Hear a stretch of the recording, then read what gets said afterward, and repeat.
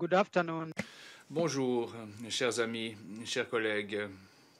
Nous allons continuer avec cette série de dialogues Afrique 2021, co-organisée par le Bureau du Conseiller spécial pour l'Afrique, OSAA, la Commission de l'Union africaine et l'UNESCO, sous le thème Culture africaine, identité et appropriation, changer les mentalités. L'objectif de cette discussion, de cette série de débats et de dialogues de cette année, c'est d'essayer de faire mieux connaître, de promouvoir le plaidoyer mondial pour les thèmes de l'Union africaine de 2021 qui sont, comme vous le savez, les arts, la culture et le patrimoine. Parvenir ou avoir recours à cela pour bâtir l'Afrique que nous voulons. Et nous en sommes maintenant donc au deuxième thème de ce dialogue qui est intitulé « Mettre à contribution la culture et le patrimoine pour la transformation économique ». Nous allons nous pencher sur le rôle des cultures, du patrimoine culturel en tant que force de transformation économique. Nous avons 4 grands conférenciers avec nous aujourd'hui. Je vais commencer par vous présenter la première, Harriet Dakin. Elle nous visite de l'université Coventry où elle est chercheur associée au Royaume-Uni. Donc, elle est titulaire d'une bourse de recherche honorifique de l'université de Cape Town, en Afrique du Sud. Elle est spécialisée dans le patrimoine immatériel et le droit de propriété intellectuelle.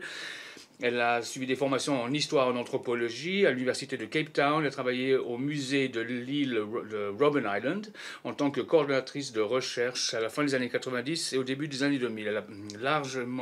Elle a publié de nombreux articles sur les lois et la culture, y compris le Journal international sur la propriété culturelle, le Journal international sur les études de patrimoine. Donc Harriet, peut-être que je vais commencer avec vous. Comment êtes-vous passé de ces études à l'idée des cultures? Peut-être que vous pourriez commencer par cela. Merci beaucoup pour cette présentation.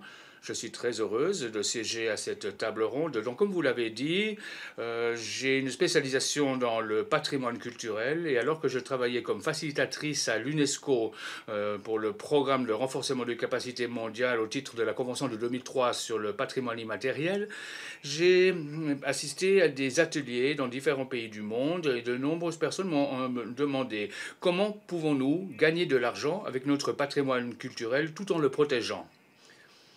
Et la conversation sur la commercialisation et sur la façon de gérer le patrimoine culturel, tout cela est très faible pour l'instant.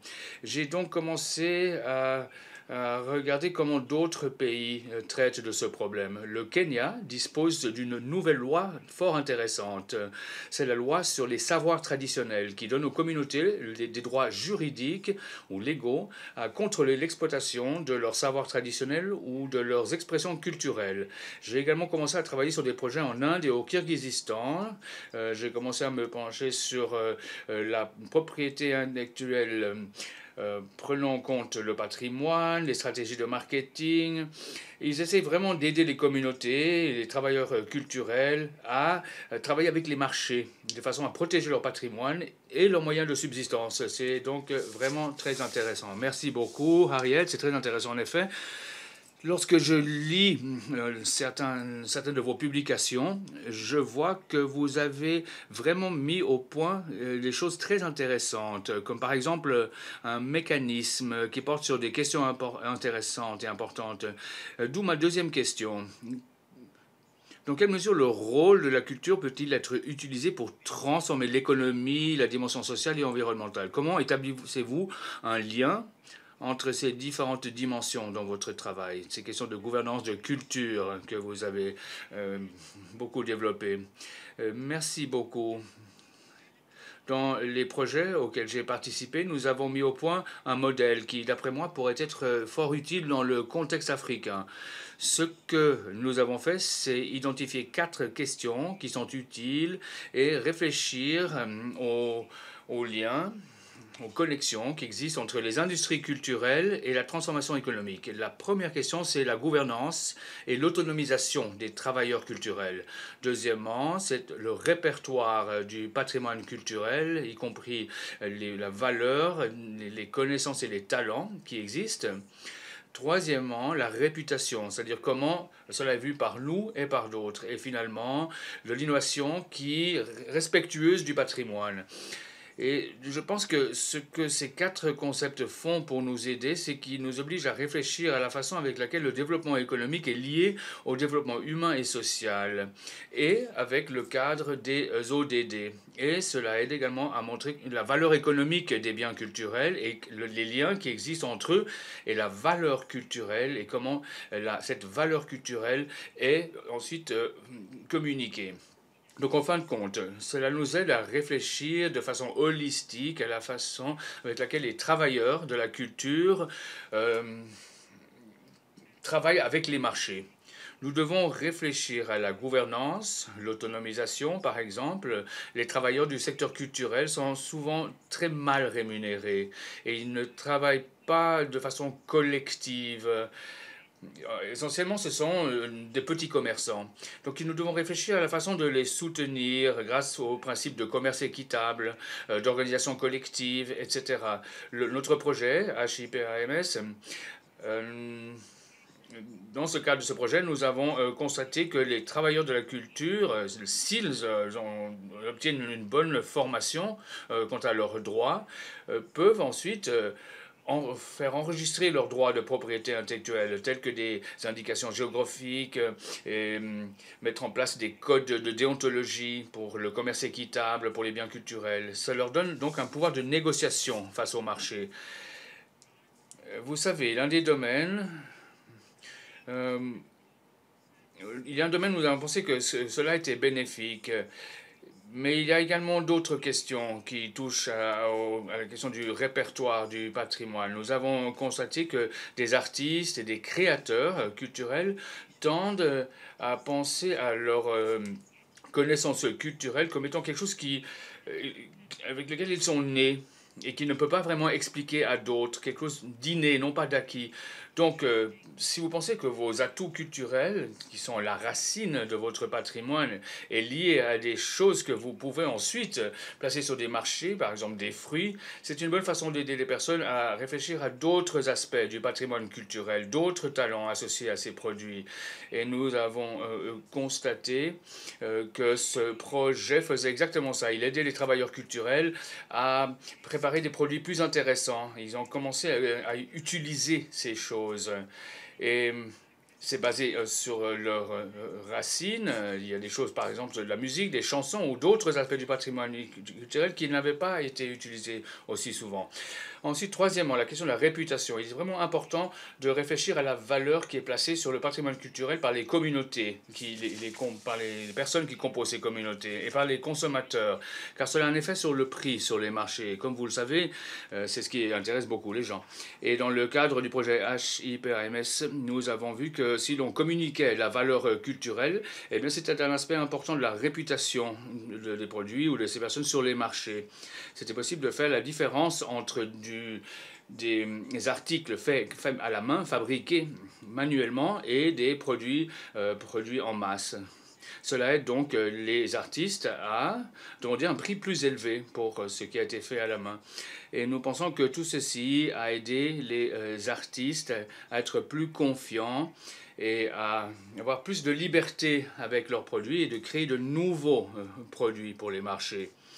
Voilà donc le genre de choses que nous avons appris grâce à ce projet Abrahams.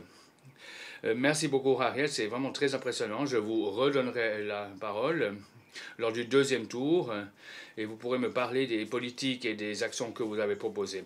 Passons à Patrick. Nous avons un autre orateur qui s'appelle Patrick. C'est un ressortissant de l'Ouganda. Il est musicien, il est chef d'orchestre, il organise des ateliers musicaux, il fait de la recherche sur le rôle de la musique, il a joué dans de nombreux endroits, y compris au Caire, Hong Kong, à Londres, à Manitoba, à Washington, et pour lui la musique ce n'est pas seulement une performance, c'est un vecteur de communication. Patrick, comment avez-vous fait pour passer de la musique à la culture? Bien sûr que la musique c'est la culture, mais il s'agit également d'une transformation, et quels sont les liens avec l'économie? Qu'en pensez-vous? Il faudrait que vous allumiez votre micro. Est-ce qu'on m'entend? Est-ce que mon micro est allumé? Oui, merci. Très bien. Eh bien, tout d'abord, monsieur le modérateur, merci beaucoup de m'avoir invité et merci beaucoup d'animer cet événement. Je suis ravi d'y participer. C'est un sujet qui m'est très cher. Et je tiens également à remercier le Bureau des Nations Unies, du Conseil spécial pour l'Afrique, en collaboration avec l'Union africaine et l'UNESCO, de nous avoir invités à discuter de ces questions importantes.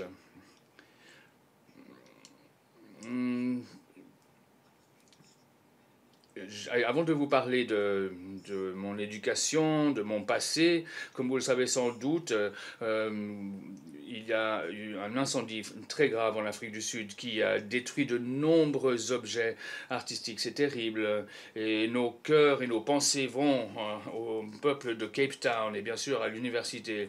Et j'espère qu'il sera possible de le récupérer autant que possible.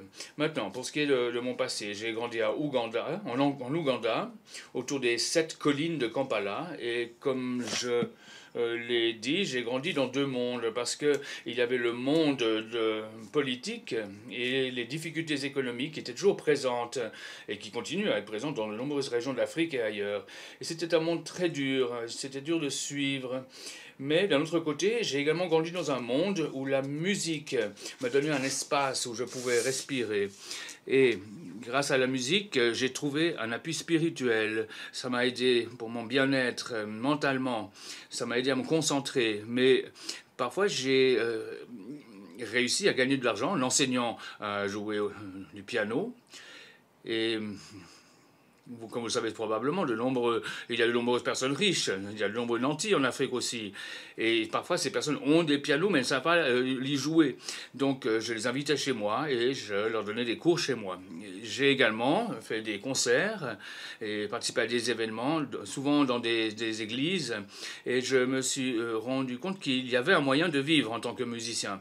Maintenant, c'était un peu inhabituel parce qu'à mon époque, on ne discutait pas tellement de ce genre de choses. On disait qu'il n'y avait pas d'argent à gagner dans la musique, qu'on me déconseillait de faire cela. Mais pour moi, je me rendais compte que c'était quelque chose que je voulais absolument faire. Donc, pour moi, la musique, c'est ça le potentiel de transformation économique et sociale.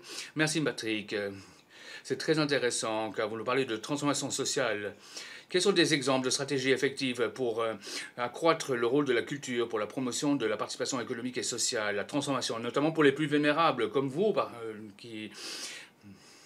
et notamment les femmes et les jeunes?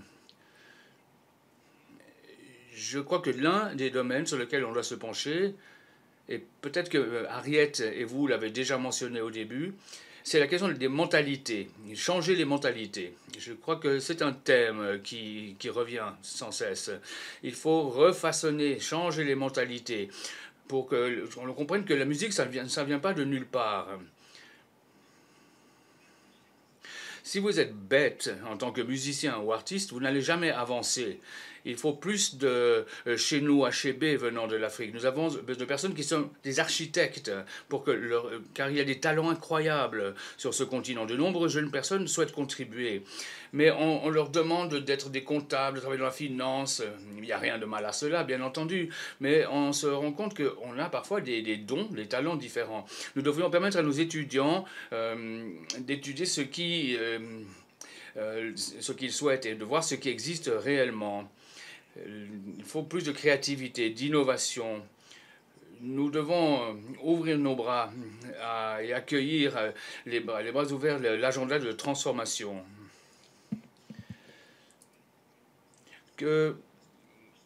Pourquoi ne pas accepter toute cette culture qui nous entoure? Merci beaucoup, et comme je l'ai dit, j'ai beaucoup aimé la complexité que vous avez décrite. Le fait qu'il y a de l'art en Afrique. L'Afrique, ce n'est pas un continent oublié, abandonné. C'est un continent riche. Il faudrait qu'on réfléchisse à la façon de formuler des stratégies ou des actions, mais je reviendrai plus tard. Je vais donner la parole à notre troisième panéliste, Dr Georges Abongo. Il est très connu dans ce domaine spécialisé du patrimoine. Et comme pour ceux que j'ai présentés avant vous, j'aimerais essayer de faire les choses correctement. Georges Abougou est un archéologue formé à Cambridge, directeur émérite du Musée national du Kenya. C'est un des champions fondateurs de l'Afrique dans les activités pour lesquelles il a été formé. Je crois que la moitié des praticiens aujourd'hui en Afrique et du Comité international des normes sur le trafic illicite font également partie de ce groupe. C'est un institut très important qui est à Nairobi. C'est un centre pour le patrimoine et le développement en Afrique. Il est également lauréat du prix de muséologie de 2007. Il siège au sein du groupe World Monuments Watch, du Fonds mondial pour les monuments à New York. Et il a été le représentant du Kenya au Comité pour le patrimoine mondial de l'UNESCO et vice-président du bureau de 2004-2008. Et maintenant, il est professeur fondateur des études de patrimoine à l'Université de Maurice. Et actuellement, il sert en tant que conseiller spécial du directeur général de ICROM en Italie. Georges, ce thème de l'Union africaine, l'art, la culture, le patrimoine, cette combinaison de l'art, de la culture, du patrimoine que nous voulons à tous les niveaux en Afrique, d'après vous, et compte tenu de votre parcours, comment établissez-vous le lien entre ces trois choses? Oui, merci beaucoup, Jouma. J'espère que l'Internet va m'aider parce que pour l'instant, le son n'arrête pas de couper. J'ai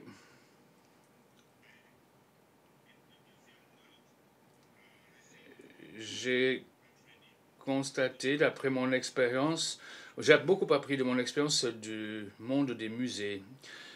L'interprète signale que le son ne cesse d'être coupé.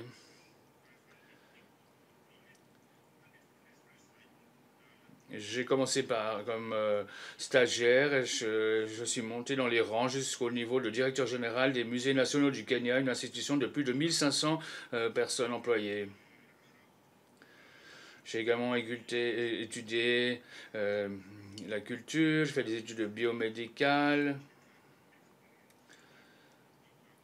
L'Afrique a une expérience assez complexe parce que nous avons été colonisés. Pendant trop longtemps, des gens ont parlé en notre nom plutôt que de parler avec nous. Et le fait de grandir dans le monde, dans le système des musées au Kenya, cela m'a appris que le patrimoine a le pouvoir de contribuer aux communautés.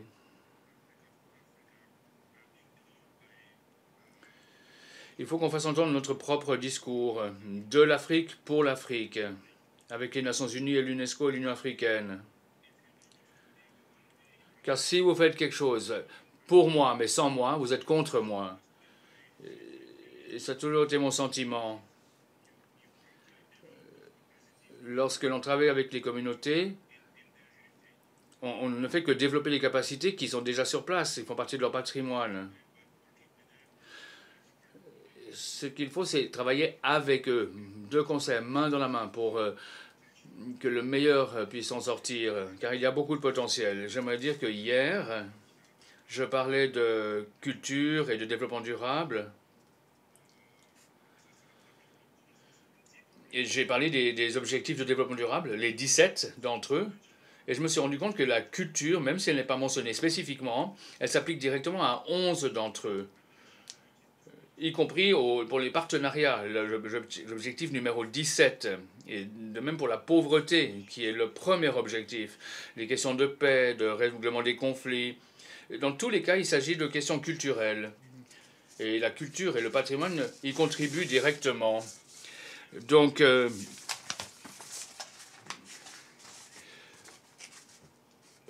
fait que je travaille dans un musée au Kenya, et que je sois chargé de patrimoine, j'ai des interactions très étroites avec les communautés. Et grâce à cela, je suis en mesure de lancer différents projets avec des projets pour bâtir du patrimoine, comme à Zanzibar, par exemple. Monsieur Juma, vous savez très bien, j'ai travaillé avec vous dans ce domaine, vous le savez.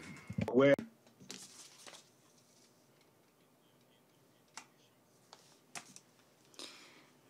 Nous avons aussi travaillé à Ariète, à Maurice.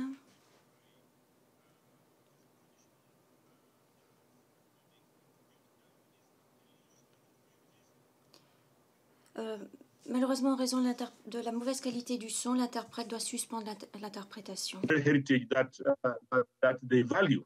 So I think it's been through experimental, through experience, through working with communities and learning from the communities, not developing policies at that high level, but really learning at that community level, asking questions of, if we talk about traditional knowledge system, what are we talking about?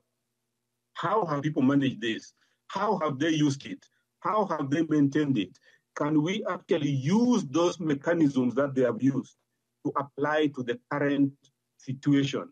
And so my intention and my focus has always been learning from community, working with the community, and then trying to see how we can fit it in the present situation where we are talking about sustainable development or, the Agenda 2063, the African model law.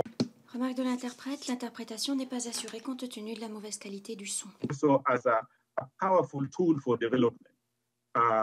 So in short, my background basically has been to learn from the communities and work with them. Thank you very much, George, because you have really read my mind, because I wanted also to ask you a second question. Maybe I can put it so you can expand. Merci, George.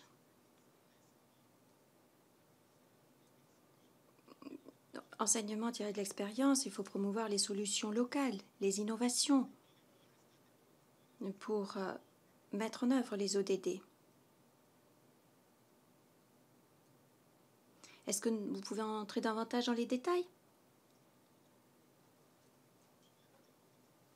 Alors, je ne sais pas si George est avec nous. Est-ce qu'il va revenir? Parce qu'on avait déjà commencé à discuter de tout cela, c'est-à-dire des enseignements tirés, des solutions locales.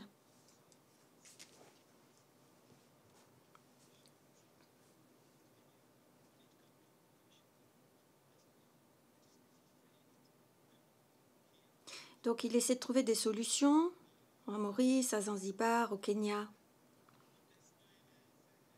Bien, je vais passer à notre quatrième intervenant, le docteur Ismaël.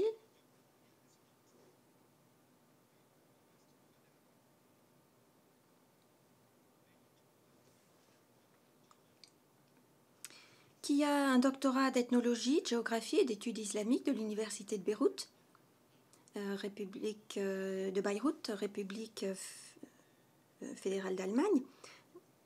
Depuis 2007, il a été directeur général de la Maison du patrimoine et du centre de formation Il Fahil à Khartoum.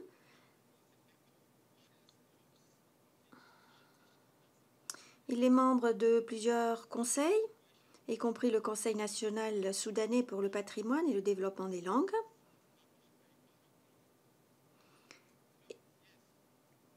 Et il fait partie du comité d'évaluation du prix du patrimoine arabe 2014-2015, créé par la Ligue arabe. Bien. Est-ce que vous m'entendez? Est-ce que vous pouvez nous donner un petit peu de détails sur vos études, sur ce que vous êtes en train de faire, des liens avec la culture et le développement? Je voulais vous poser une question précise sur les institutions. Merci.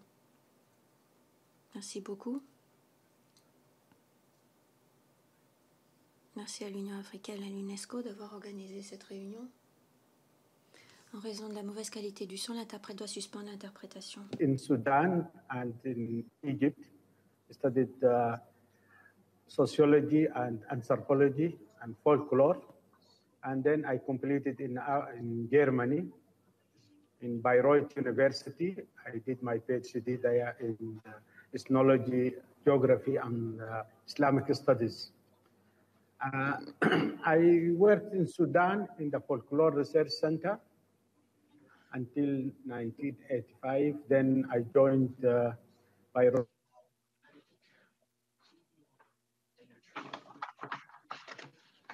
During the military government in Sudan, then I returned now to Sudan and establish this House of Heritage.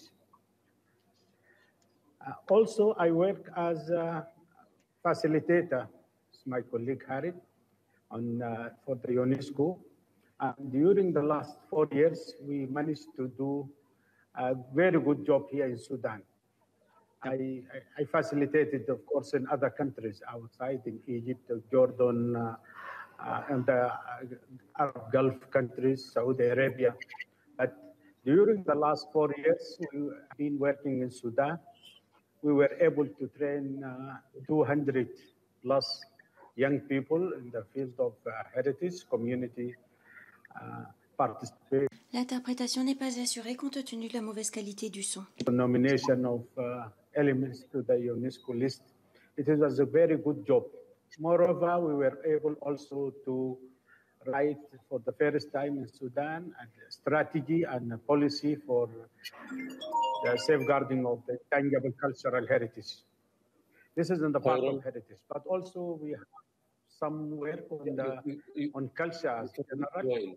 You can rejoin using the we link. Are,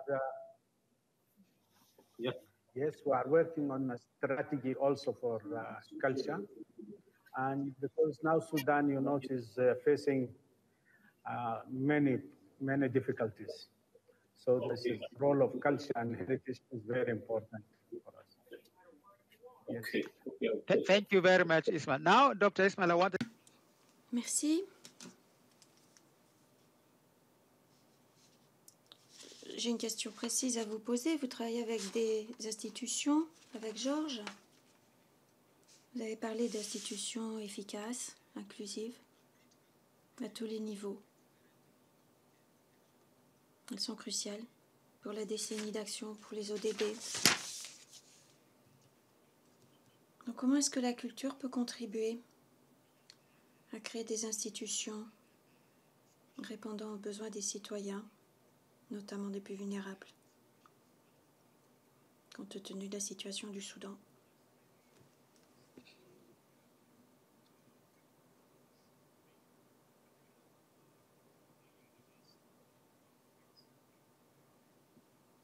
L'interprétation n'est pas assurée compte tenu de la mauvaise qualité du son. Of the 1990s, 80s and 90s. And many people started migrating from their homeland to the capital, Khartoum, and to other major cities. This is also from neighboring countries. Thousands of people migrated into Sudan and pushed other groups to the Khartoum.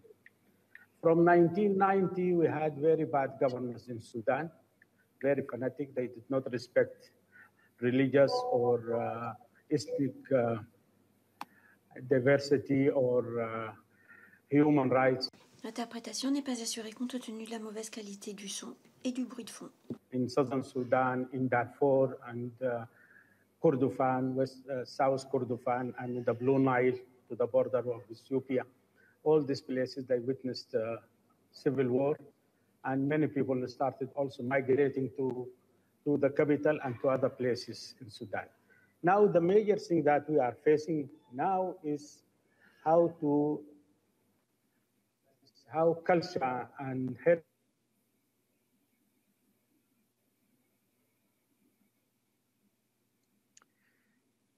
Maybe.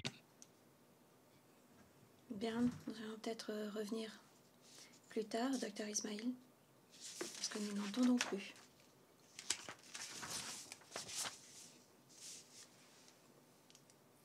Bien. Nous reviendrons vers vous, Dr Ismail. Maintenant, nous allons parler de façon un peu plus générale. Nous allons parler de transformation, de politique, d'action. Je reviens à Harriet. Dans votre exemple, lorsque vous parlez de l'IPAMS, vous parlez d'une politique stratégique de certaines mesures. D'où ma question. Quelles sont les meilleures pratiques pour renforcer la contribution du patrimoine culturel et créer un environnement propice au développement durable en s'inspirant de l'expérience africaine?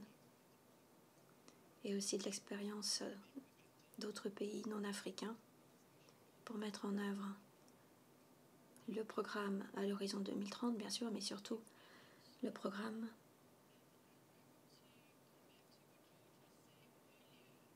à l'horizon 2063.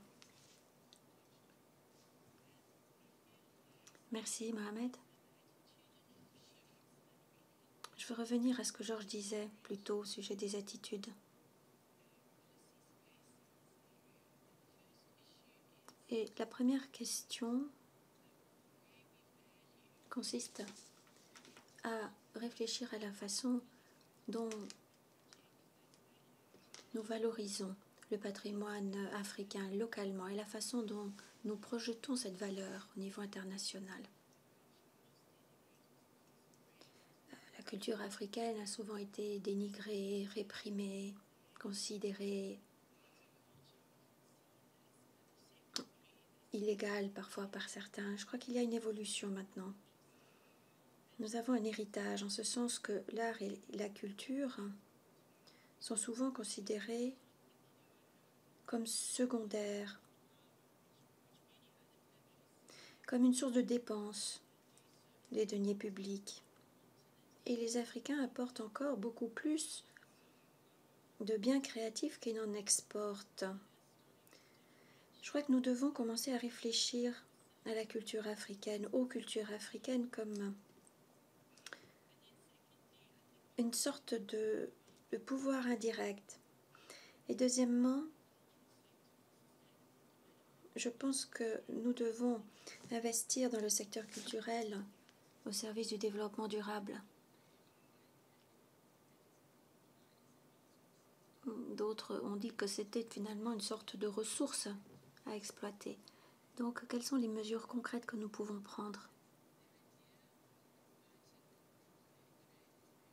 Je crois que l'idée de promouvoir le commerce équitable culturel est une bonne idée. Il s'agit d'investir dans les travailleurs culturels.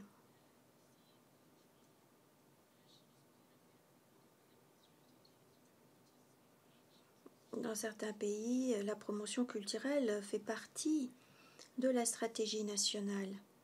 En Inde, par exemple, les artistes touchent une retraite ou une assurance.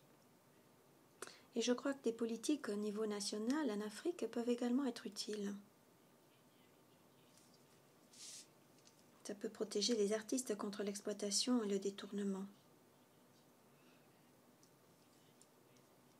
Par exemple, au Kenya, une nouvelle loi a été promulguée, l'Afrique du Sud a fait pareil, ainsi que la Zambie pour protéger le savoir traditionnel, mais nous n'aidons pas toujours les communautés à en tirer profit. Alors comment faire pour veiller à ce que toutes ces choses soient mises en œuvre au niveau communautaire? Parce que, comme Georges l'a dit, il faut veiller à ce que les communautés soient protégées. Il faut tenir davantage compte des codes éthiques du commerce équitable, ce qui peut être particulièrement important avec le nouvel accord commercial continental, un accord de libre-échange continental. Il faut que toutes ces idées soient prises en compte. Une petite remarque supplémentaire. Dans le projet IPAMS, nous avons constaté qu'il ne suffit pas d'aider les travailleurs culturels en les aidant à créer une coopérative.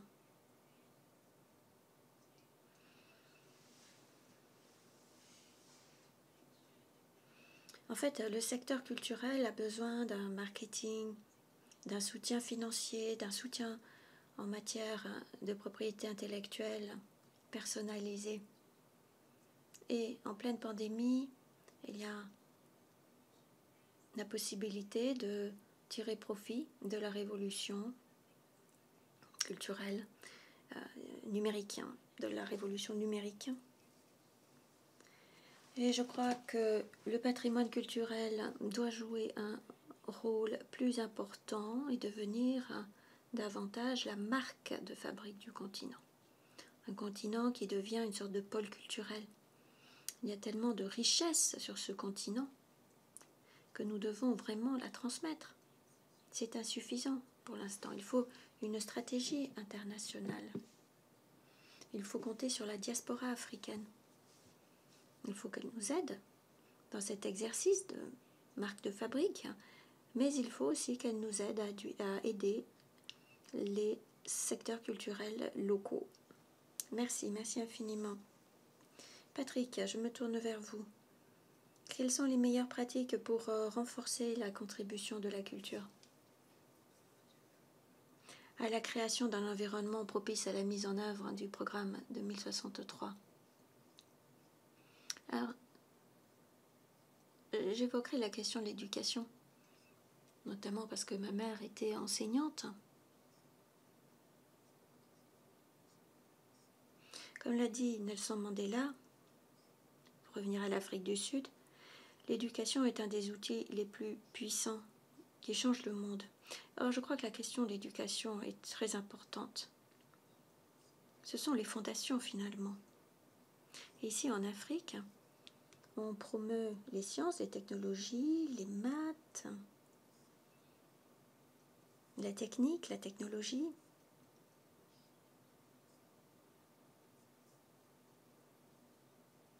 Je crois que c'est le même modèle que celui qui existe aux États-Unis. Et cela permet d'aller de l'avant. C'est pour ça que c'est vraiment important. Alors, c'est très important, il s'agit de travailler avec les communautés locales, de se pencher sur l'innovation.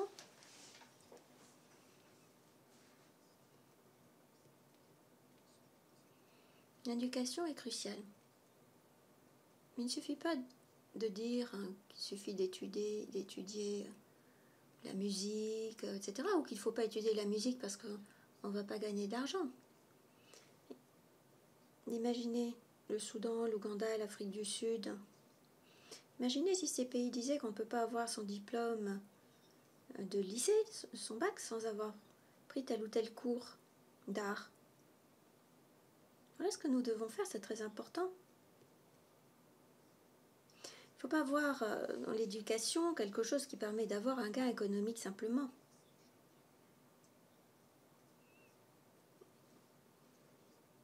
Dans mon expérience, les gens sont dissuadés de faire de la musique car ce n'est pas lucratif. Or, il faut vraiment essayer de voir quels sont les liens. Il faut voir comment l'art peut nous aider à être novateurs. Et je crois que cela nous aidera à nous pencher sur toutes ces questions, y compris sur la question des langues. Parce que finalement, nous parlons tous notre langue maternelle. Et maintenant, on se rend compte que plus on parle de langue, mieux c'est pour le cerveau. Ça fait partie du patrimoine culturel, tout cela. Donc la musique peut être une sorte de langue internationale. L'art aussi. Voilà ce que nous pourrions faire pour promouvoir cette sorte de marque de fabrique. Nous pouvons mieux faire découvrir au monde tout ce que l'Afrique peut offrir en matière d'éducation. Et deuxièmement, la question du financement international de la culture. Je parle souvent de l'Afrique, je dis très souvent que le financement manque. Comme vous l'avez vu, nous ne sommes pas sur pied d'égalité avec les États-Unis. Nous n'avons pas de Silicon Valley. Et donc finalement, je reviens à ce qu'a dit Harriet. Les collègues ont parlé d'investissement étranger direct dans la culture.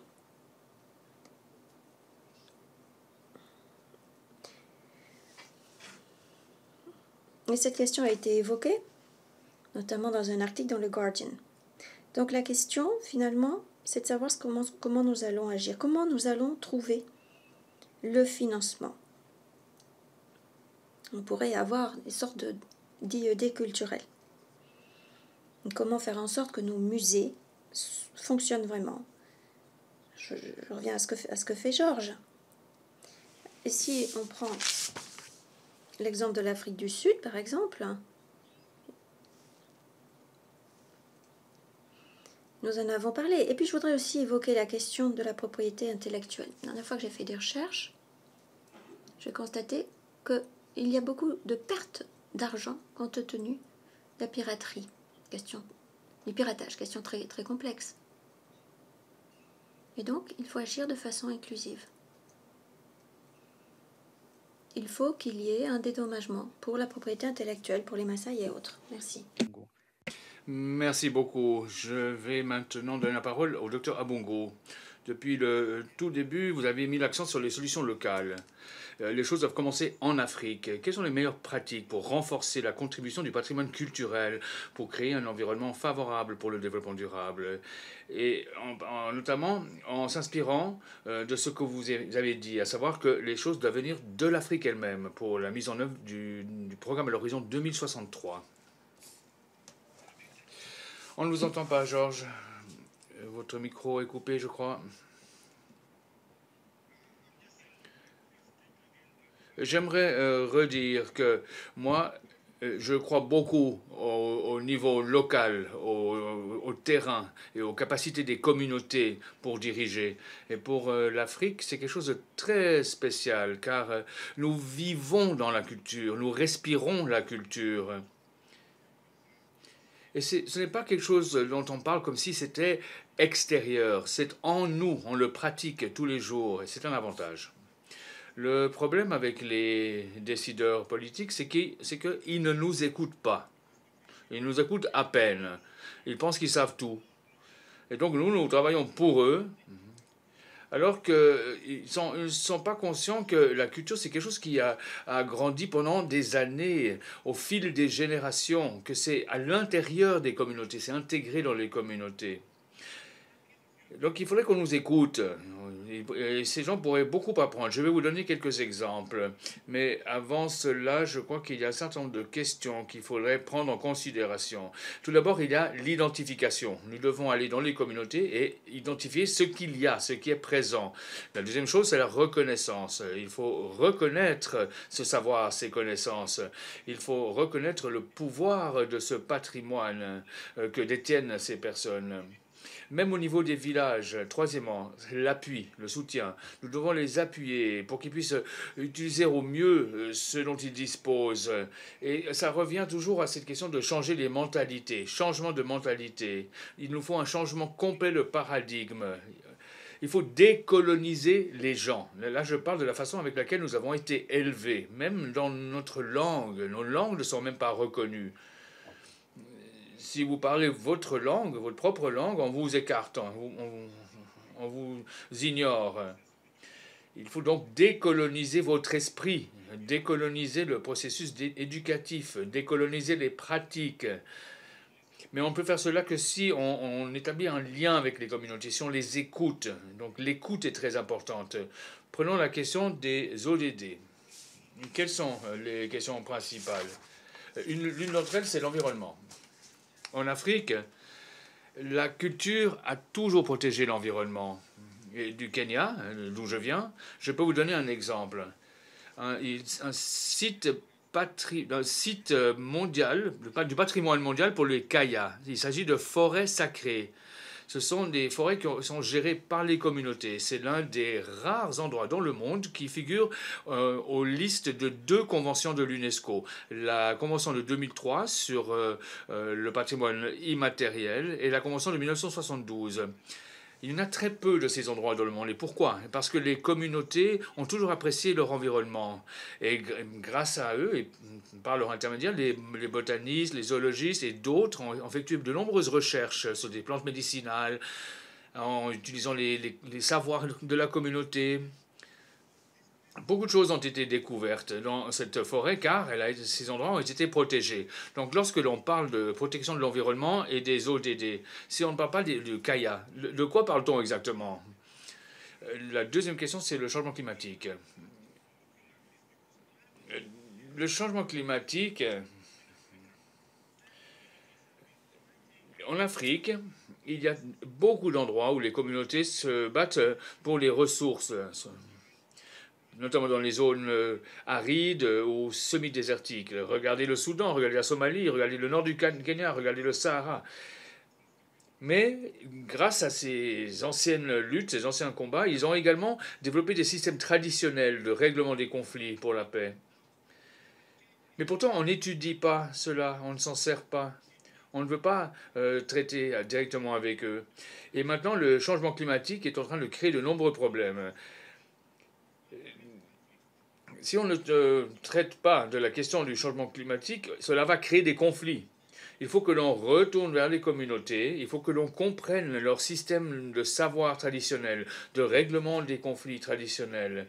Il faut que ça fasse partie des politiques du gouvernement. Il faut que cela soit documenté, appuyé et utilisé.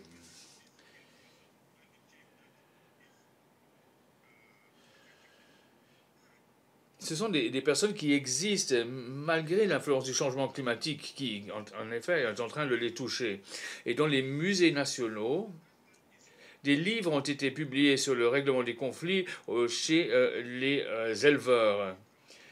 La troisième chose dont j'aimerais parler, c'est la planification des villes, les établissements urbains, en Tanzanie, en Zanzibar, d'où je viens. Oui, en effet, je viens du Kenya. Et je travaille dans le domaine du patrimoine mondial.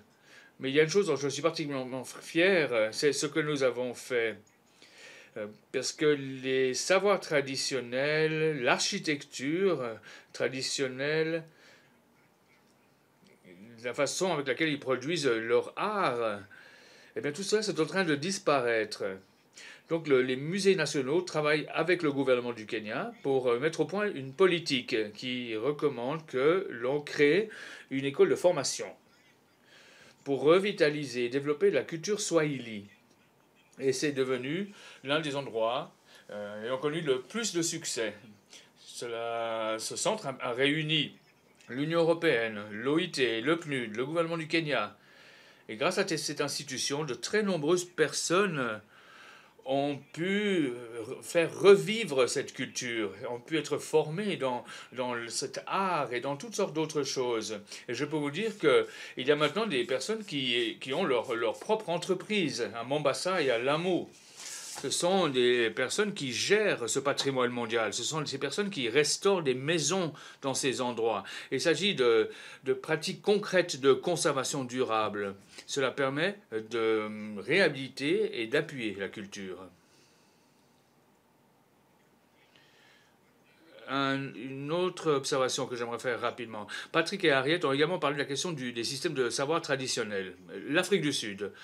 Vous avez une expérience avec un système traditionnel avec les plantes médicinales, où des sociétés sont venues de l'extérieur pour voir quelles étaient les connaissances dans les communautés, pour utiliser, développer ces mélanges de plantes médicinales et autres choses, mais en négligeant, en oubliant complètement les communautés. Et alors, pourtant, il s'agit de savoirs très anciens. On parle de millénaires, vous savez, ce sont des communautés qui, année après année, développent ces ressources. Et maintenant, l'Afrique du Sud doit se battre pour cela, pour que ce soit reconnu. Il s'agit là de type de politique et d'action dont nous avons besoin. Les gouvernements doivent écouter les communautés, comprendre ce qu'elles font, quelles sont leurs ressources en termes de patrimoine culturel et autres types de patrimoine. Et il faut promouvoir cela. Mais il ne faut pas mépriser ces personnes. Et comme je l'ai dit, parce que nous avons cette mentalité de coloniser.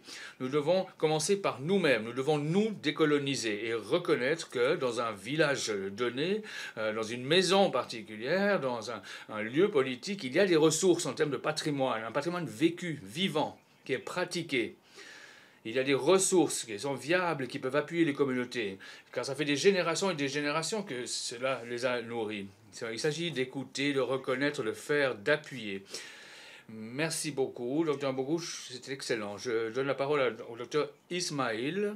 Je vous pose la même question sur la base de votre expérience. On va parler d'institutionnalisation.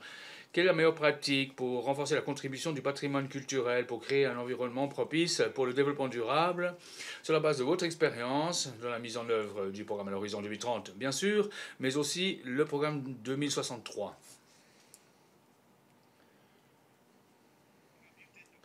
On ne vous entend pas, Dr Ismail. Pouvez-vous allumer votre micro?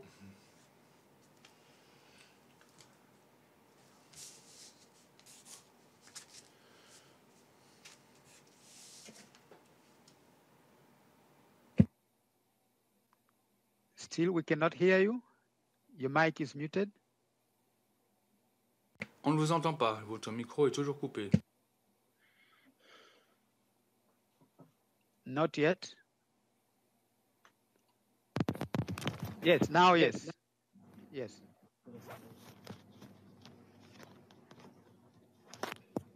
Hello? Now yes, please. Oui, on vous entend. I said I do. J'ai dit que j'étais d'accord avec mon collègue. Les questions environnementales, les déplacements de personnes. L'interprète tient à signaler que le son est de trop mauvaise qualité pour permettre l'interprétation. We are working hard. L'interprétation est suspendue. There are many that intangible heritage has made a lot of practices and values for peace and for tolerance between these groups, and how people they can come to a sort of an agreement. But then we have another problem now in Sudan. That is during the last years, there is very high percentage of unemployment among the youth. And that culture and heritage can play a big role in this. We are working on this field and in cultural and innovative industries. And we think that also because many people now in the rural area, they can also benefit from these projects. We are working hard also in the traditional medication system. Traditional medication system is very important with the mega resources in Sudan, and we are thinking also and working also with these intellectual property rights for certain groups. We are concerned more with the traditional sector. That is, this is farmers and herders in the traditional sector. All these years, this is people, they have been exploited by the people in the town. Now, in the last percentage that we received, that the people who dig the gum arabic, which is a big resource, the farmers get only 15% out of the income. And the rest, 85%, goes to the big companies in Khartoum and abroad. So we are working hard also how the traditional knowledge in this place will help. Tourism also, now in Sudan, after the revolution, now we are working hard also and use the intangible cultural heritage, as Harriet before said, of course, not over commercialization, but we work hard with in the sector of tourism and the cultural and creative studies. We are looking forward, of course, the people from Kenya and Uganda and South Africa and other countries of Sudan, they have done in Nigeria, for example, also they did very good with this cultural and creative studies, cultural and creative industries. So we would love to have and know about your experience in this field, and we are looking forward for some sort of cooperation between the African countries in this field. Thank you very much. Thank you very much, Dr. Ismail. Now I think we have finished our time. Merci beaucoup. Je crois que nous sommes arrivés à la fin du temps prévu. Je tiens à vous remercier, Dr. Harriet Deacon et Patrick Abanda, Dr. Georges Abongo et Dr. Ismail. Si j'ai une chose à retirer de ce que vous avez dit, eh bien, en fait, il y aurait 5 mots-clés. Mais le plus important de tous, c'est le mot local. Nous devons nous concentrer sur le niveau local. Nous devons les écouter, et c'est extrêmement important. Ce sont eux qui ont les connaissances. Nous devons les écouter, mais nous devons également leur donner la valeur qu'ils méritent. Il n'y a pas grand-chose que l'on puisse faire sans cette valeur locale. Si l'on ne valorise pas cette culture, eh bien, on ne peut rien faire. La bonne gouvernance, la gouvernance est également très, très, très important. Il faut gouverner. Mais il y a également la question de l'exploitation auquel il faut penser. Donc, écouter, gouvernance, innovation. Merci beaucoup pour tous ces mots-clés. Merci à tous les collègues. Merci beaucoup et au revoir.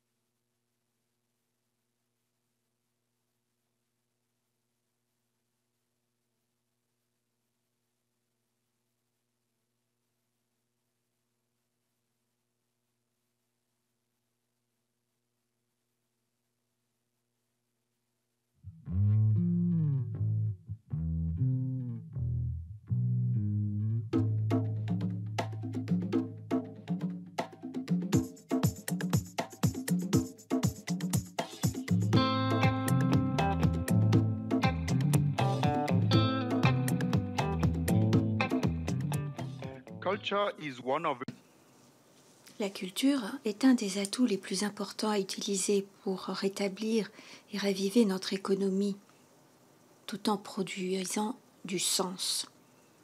Ce proverbe africain résume parfaitement la conversation que nous allons avoir. Bonjour, bonsoir, où que vous soyez, mesdames et messieurs. Je suis Dodé Weawuha, responsable de programme associé de l'unité africaine du Centre du patrimoine mondial de l'UNESCO. Depuis 2018, je m'attache à préserver les sites du patrimoine africain. C'est un moteur du développement durable dans le continent. Lorsque l'on s'intéresse à la dynamique de la Renaissance africaine, on voit de multiples niveaux fondés sur plusieurs piliers.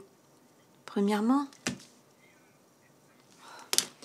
l'idée d'une unité culturelle de l'appropriation de notre héritage et de notre histoire. Deuxièmement, l'unité économique avec une véritable exploitation durable de notre diversité culturelle et naturelle. Et troisièmement, une unité politique découlant d'une véritable démocratie, défendant les droits de la personne et luttant contre la corruption. Néanmoins, l'initiative de renaissance panafricaine ne sera une réalité que si chaque Africain a l'estime de soi et la confiance nécessaire pour relâcher le capital humain, social et culturel du continent. Ceci est fondamental pour mieux comprendre et exploiter le potentiel sui generis du patrimoine du continent. Lancée en 2018, cette série sur les dialogues africains constitue la manifestation phare du bureau du conseiller spécial pour l'Afrique. C'est une manifestation annuelle qui met l'accent sur les questions africaines, actuelles et nouvelles, conformément au thème de l'Union africaine. Cette année, en 2020, l'Union africaine a choisi comme thème les arts, la culture et le patrimoine, levier pour construire l'Afrique que nous voulons. Voilà le thème de l'année. Un thème qui vise à préserver le patrimoine culturel et artistique africain comme force qui définit le continent.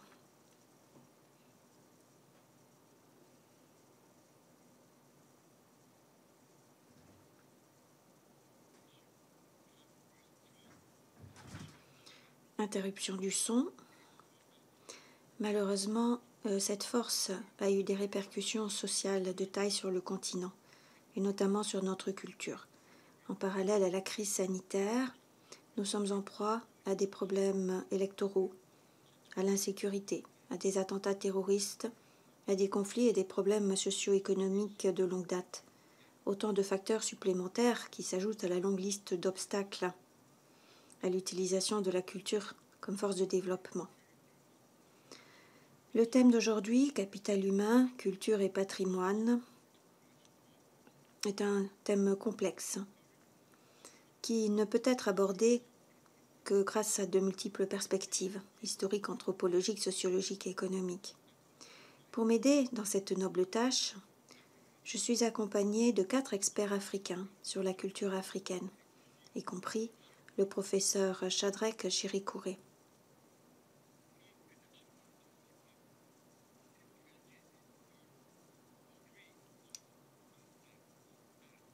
C'est un ressortissant du Zimbabwe, il a un diplôme, une maîtrise d'art et un doctorat d'archéologie de University College à Londres.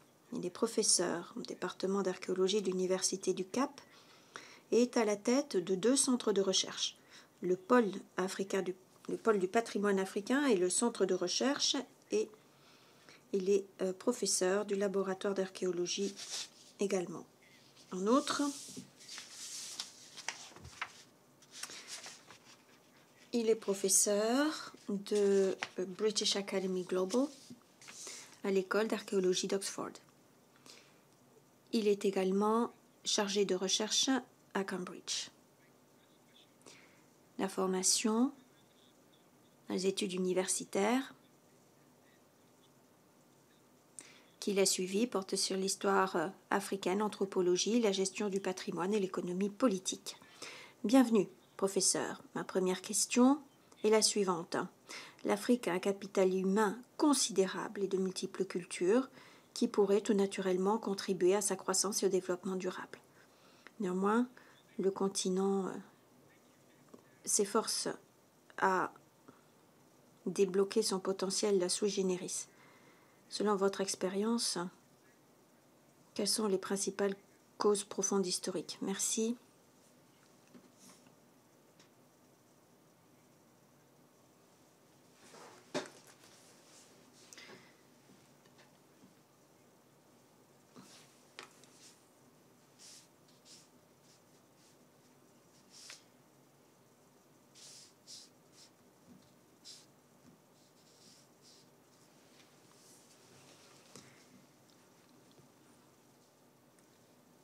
En première chose, le colonialisme.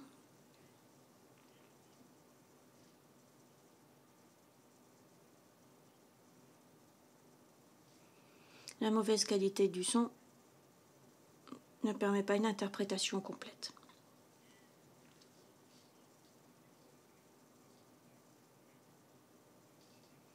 Donc l'économie se développait vers Lagos, Johannesburg, etc.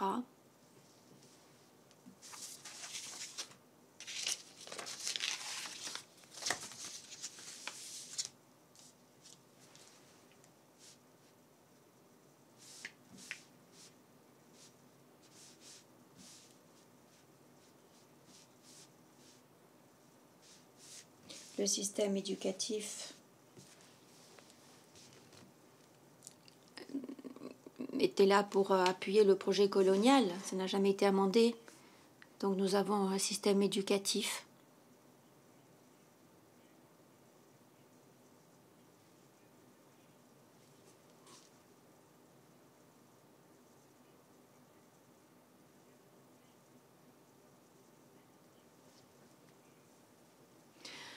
On ne sait pas comment ça marche.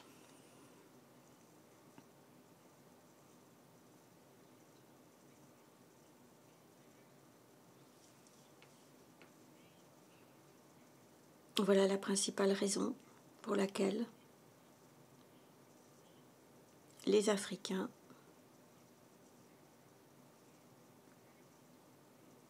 n'exploitent pas pleinement les avantages de leur patrimoine culturel, de leur patrimoine naturel. Le système actuel ne sert pas bien à l'Afrique. Le système postcolonial doit modifier les méthodes coloniales pour veiller à débloquer le patrimoine culturel. Merci infiniment, professeur, de cette analyse approfondie. Dans ce contexte, est-ce que vous pouvez nous en dire plus sur le rôle de l'éducation pour modifier l'état d'esprit négatif au sujet des cultures africaines en tant que levier du développement durable? Première chose à faire, c'est de modifier les mentalités.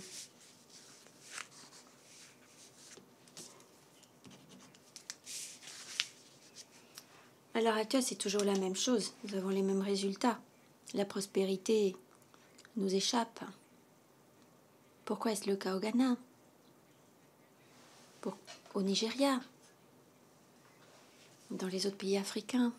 Pourquoi est-ce qu'elle nous échappe, cette prospérité? Nous avons vu que les Africains excellent dans tous les domaines.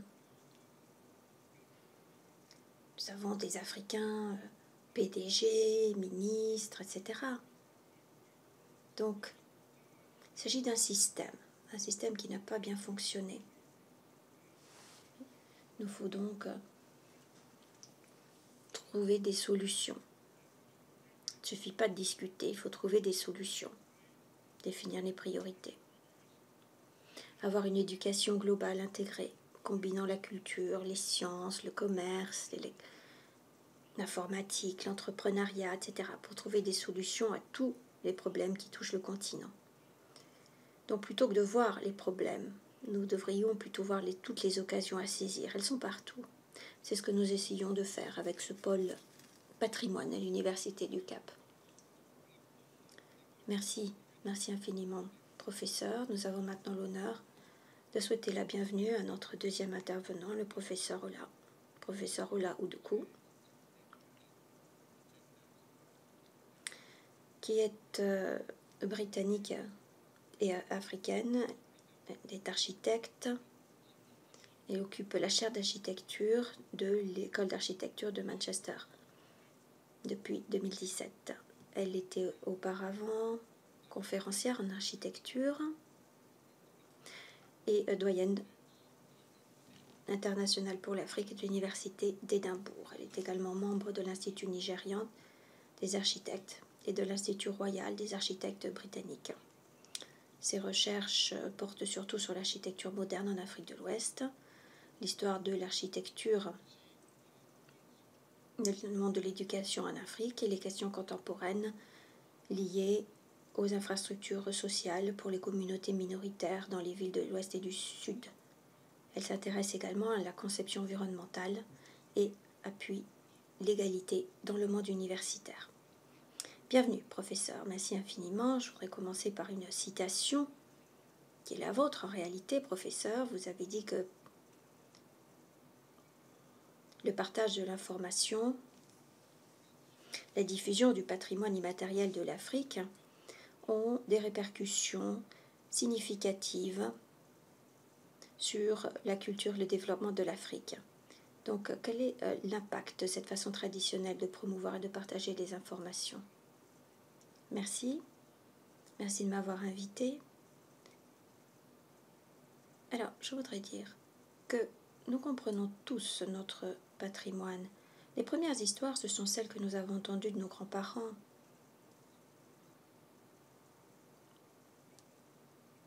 On a vraiment commencé à oublier tout cela, mais nous avons toutes ces méthodes traditionnelles d'apprentissage.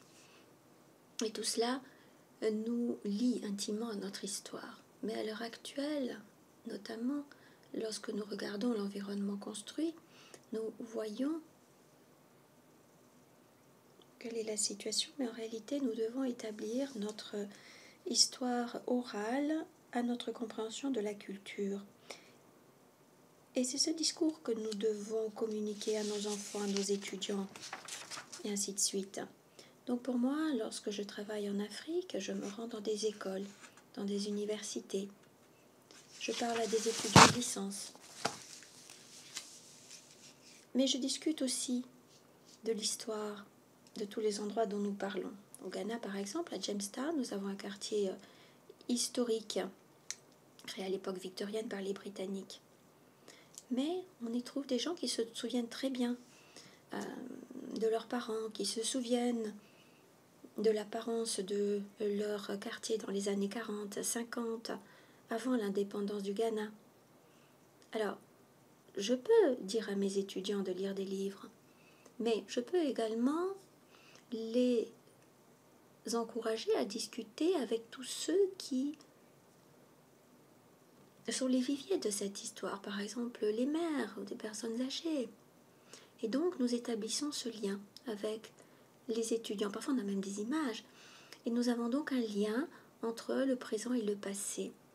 Et les jeunes connaissent ainsi mieux la réalité d'aujourd'hui. Pour moi, c'est une méthode qui est beaucoup plus efficace que de les envoyer dans des musées.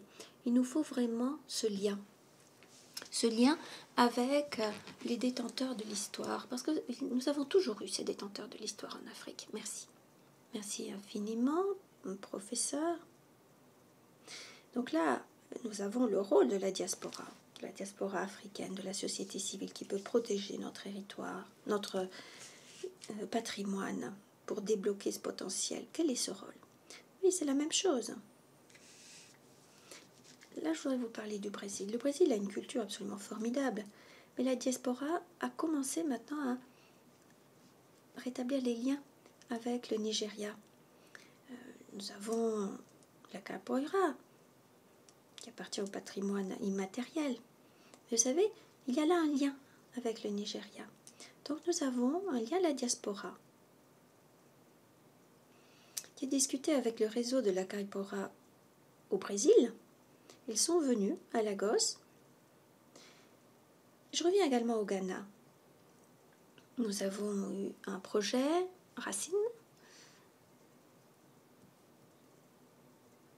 et nous avons des Afro-Américains qui essaient de mieux connaître leur histoire, leur triste histoire, l'histoire du commerce transatlantique des esclaves, mais nous avons des liens avec la diaspora. Au niveau universitaire, c'est la même chose. Nous avons des instituts de la diaspora et des études africaines à l'université de Lagos. Donc nous avons des collègues qui travaillent directement avec leurs collègues en Afrique. Mais nous devons renforcer encore et encore cette coopération. Mais en tout cas, nous arrivons à avoir ces liens. Comme vous le savez, nous avons aussi l'Institut du Bois. Dubois est un des grands panafricanistes. Il a quitté les États-Unis en réalité pour aller au Ghana. Et donc, nous travaillons maintenant avec l'Université de Ghana, avec certains universitaires. Et nous essayons de remettre tout cela au goût du jour. Ça a commencé dans les années 60. Ce sera un centre de recherche afro-américaine, un centre qui va se pencher sur le racisme, entre autres. Et donc, je reviens à cette histoire des liens entre le Ghana, entre la diaspora panafricaine. Nous avons donc pu et nous pouvons utiliser les bâtiments et profiter de ces différents liens sociaux et universitaires. Merci. Je donne maintenant la parole à l'oratrice suivante, Émilie Drani. Émilie a une maîtrise de philosophie en études développementales. Elle est cofondatrice et ex-directrice exécutive de la Fondation interculturelle de l'Ouganda, organisation qui s'attache à promouvoir la valeur de la culture au service du développement. Émilie a plus de 16 ans d'expérience dans le développement. Durant ces 14 dernières années, elle a mis l'accent sur les droits culturels, sur le développement du patrimoine et la promotion à tous les niveaux. En tant que vice-présidente du comité exécutif de l'organisation des fonds d'affectation spéciale nationale internationale et de l'organe d'évaluation de l'UNESCO pour la Convention de 2003 sur la sauvegarde du patrimoine culturel immatériel, Émilie s'attache activement à promouvoir la protection de notre patrimoine pour les générations actuelles et futures. Bienvenue Émilie. Merci. Merci infiniment, c'est un plaisir que de vous avoir parmi nous.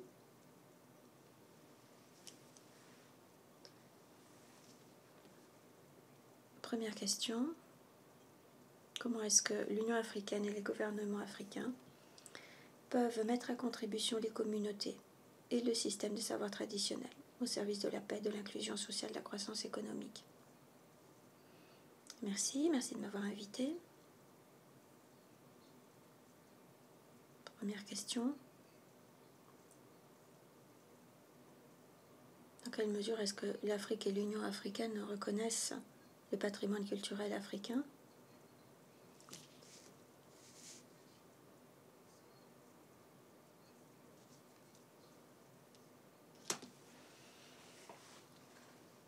C'est important à reconnaître. Remarque de l'interprète, l'interprétation est incomplète compte tenu des interruptions constantes du son. Il est important de reconnaître la situation.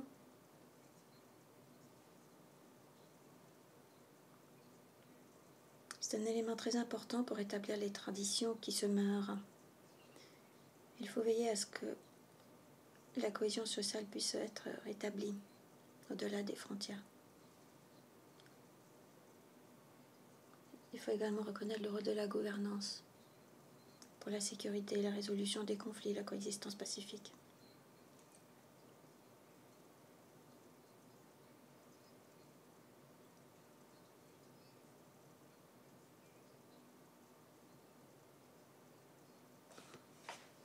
Notre capital humain n'a pas été suffisamment développé.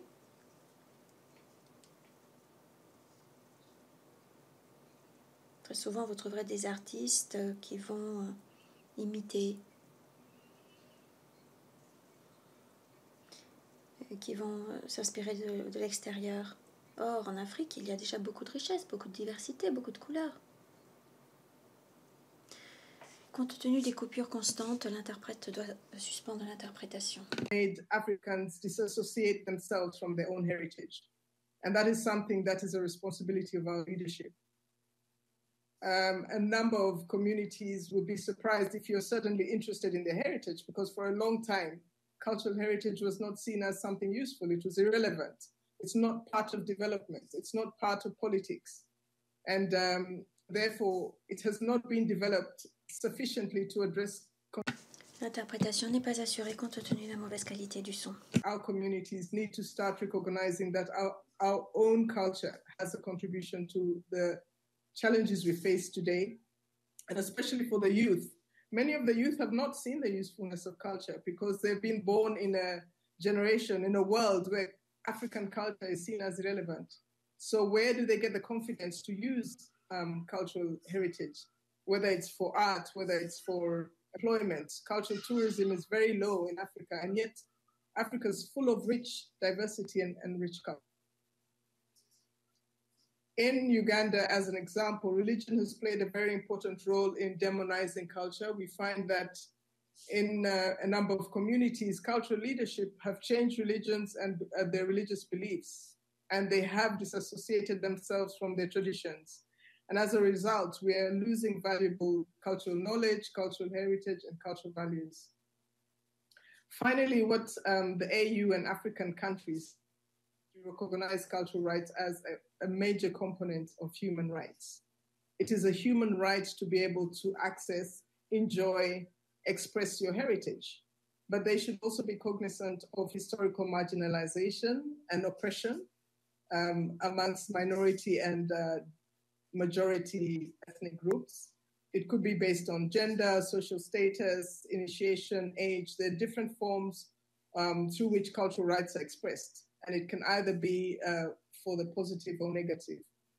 Managing diversities is an important element, and recognizing that culture in Africa is so diverse. It's an important skill that all governments need to be able to engage with. And ideally, it's the responsibility of our governments to make sure that SDGs and the Agenda 2063 connects with our heritage and not another bottom-down blueprint of development. Rather, what does our heritage say that feeds into the SDGs, into the agenda, and therefore makes sense? So creating that synergy and being able to make sense of development goals, global development goals, based on an interrogation of our worldviews, cultural logic, and the philosophies of Africa, including Ubuntu. Thank you. Yeah, but you talk also.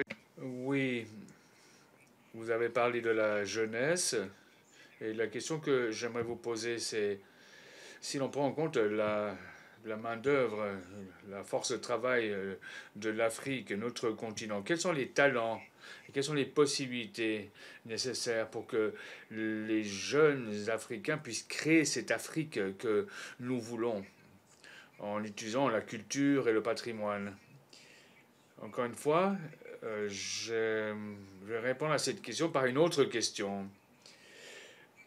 Les jeunes savent-ils ce qu'est cette Afrique que nous voulons et le rôle qu'on attend d'eux en tant qu'auteurs et gardiens futurs de notre patrimoine?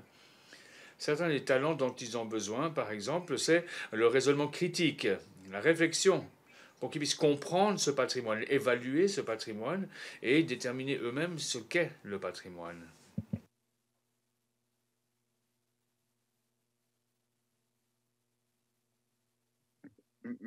Maybe a technical problem from our panelist, Mrs. Born Emily. in a very diverse context. Quelques problèmes techniques. Le son a disparu. Could you just go back like 10 seconds before, because we... Okay. Madame, le modérateur demande à Émilie de revenir en arrière.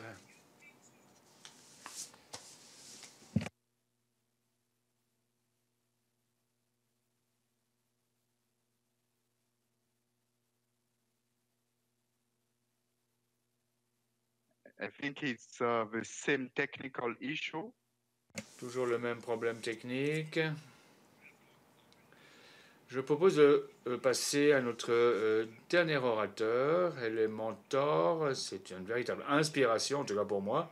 Dr Ishanlosen Odiawa. Elle est ressortissante du Nigeria. Elle est spécialiste du développement social, de la durabilité sociale et l'inclusion, de la pratique mondiale à la Banque mondiale. Avant de travailler pour la Banque en 2019, elle était consultante auprès de différentes organisations internationales, y compris l'UNESCO, la Banque africaine de développement et la Banque mondiale. Elle a travaillé en Afrique, en Amérique latine, dans les Caraïbes, ainsi qu'au Moyen-Orient et en Afrique du Nord. Elle est architecte de formation et de la longue expérience en tant qu'architecte, de l'enseignante universitaire et de spécialiste du patrimoine culturel. Bienvenue à cette conversation, Madame Dr Ishanlosen. Alors que les pays africains s'efforcent d'endiguer la pandémie de Covid-19, de sauver des vies et de rebâtir leurs économies, quel rôle la culture, le patrimoine peuvent-ils jouer pour les efforts de relève des pays africains? Merci beaucoup, Dodé, et merci de m'avoir invité à participer à ces discussions très importantes.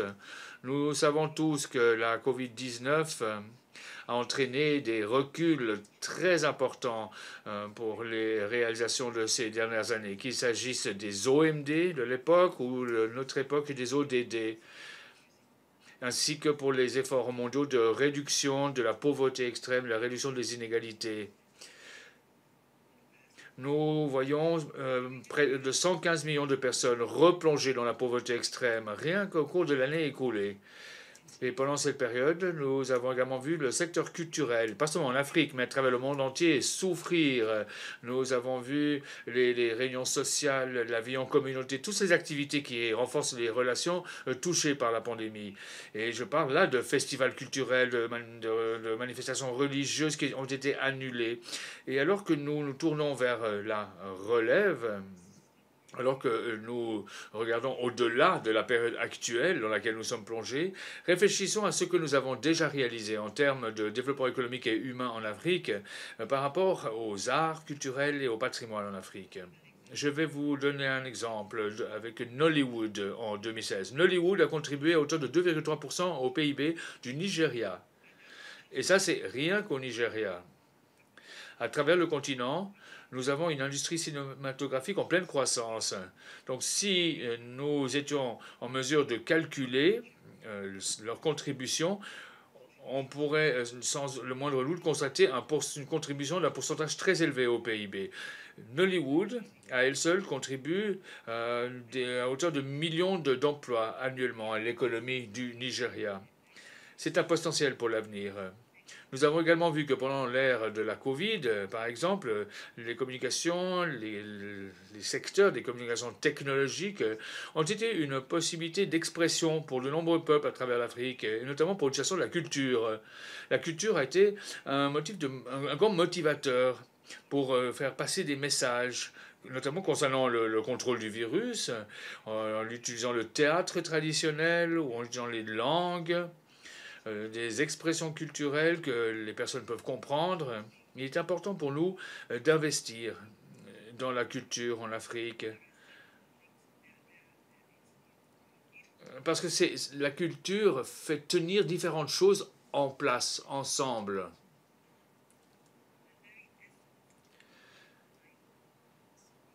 La culture est en quelque sorte l'essence même de ce qui va nous permettre de trouver une solution. Cela dépend bien sûr des problèmes au niveau mondial. Il y a toutes sortes de cycles qui sont en train de se dérouler simultanément. Mais pour l'Afrique, le moment est venu de déterminer quelle est sa vue du monde, que ce soit en tant qu'État-nation individuel ou en tant que continent. Et ainsi, on pourra déterminer quelle sera la place de l'Afrique à l'avenir.